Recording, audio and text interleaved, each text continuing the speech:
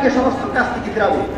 সালাত আপনাকে ঘুষ ঘুষ খাওয়া, সুদ খাওয়া, জেনা করা, তারপরে আপনার গান বাদ্যযন্ত্র শোনা, চুগলখড়ি করা, গীবত করা, মিথ্যা বলা, হকবাজি করা, অহংকারী করা, সকল কাজ থেকে ফিরিয়ে রাখবে একমাত্র সালাত। যেহেতু আপনি আমি আল্লাহর সামনে নিজেকে আবেগ পরিচয় দেই, আমি আল্লাহর গোলাম,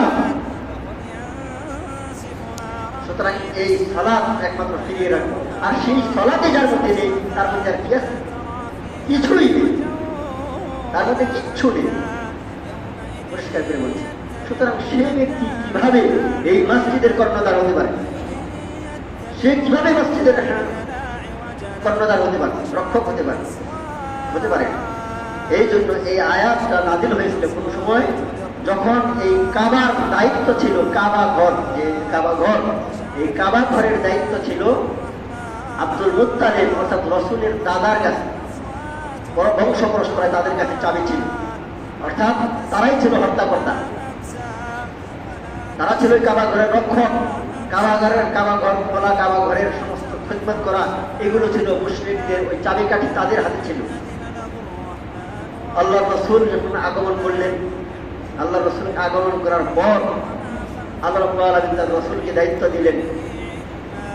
তারপরে এই আয়াত নাযিল হল। তারপরে থেকে মুসলমানদের হাতে, অর্থাৎ রাসূলের হাতে চাবিকাঠি আসলে, মুসলমানদের সাহাবায়ে কেরামের হাতে চাবিকাঠি আসলে।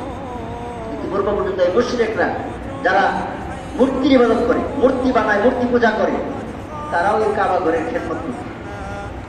আল্লাহ রাসূল বলেছেন, মা কানা লিল মুশরিকিন, মুশরিকের জন্য জায়েজ নয়, হালাল নয় যে এই মসজিদের খেদমতে আসে।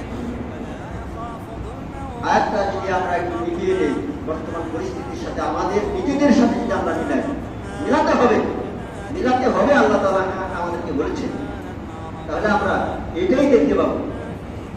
অধিকাংশ বেনামাজি আল্লাহর ভয় এতটুকু তার দিলে নাই, সে যতই নিজেকে ওইভাবে প্রকাশ করুক, কিন্তু আপনি বুঝতে হবে যে ব্যক্তি নামাজ পড়ে অবশ্যই সে অহংকারী। সে কার সাথে অহংকার করেছে? আল্লাহর সাথে, স্বয়ং তার রবের সাথে সে অহংকার করেছে। মোতাকাব্বির করেই, নির্ভয় হয়েই, কি করে তার মধ্যে